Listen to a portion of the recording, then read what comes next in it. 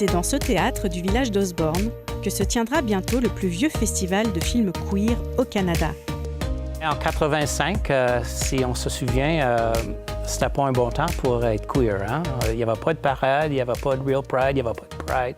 Alors, quelqu'un qui a décidé de voir deux, trois films. On n'avait pas Netflix, on n'avait pas l'Internet. Alors, c'était un monde complètement différent. Il y avait un besoin, un grand besoin. Cette année, le festival Real Pride est de retour avec une exposition d'art, un concours de courts-métrages et de films queer. C'est aussi divers que la communauté.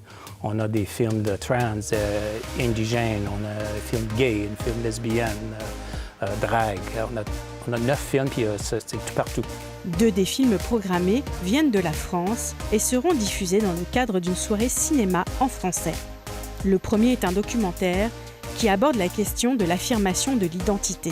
Edward qui compte son histoire. Son vrai nom était Eddie Bellegueule, et puis il a changé.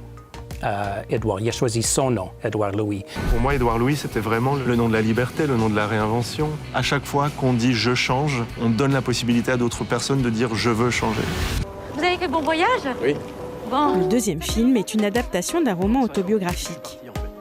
Après 35 ans d'absence, un romancier célèbre revient dans son village natal, en France.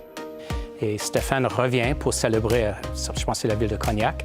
Et puis, il rencontre le fils de son chum. Et puis, le fils ne sait pas. Alors, l'histoire commence. Et puis, à la fin, ils se connaissent. Puis, c'est une belle histoire. Il était comment, mon père? Qu'est-ce que tu fous là? Je t'ai dit que ça devait rester entre nous. Tu te rends pas compte? Toi, tu vas te barrer et moi, je resterai.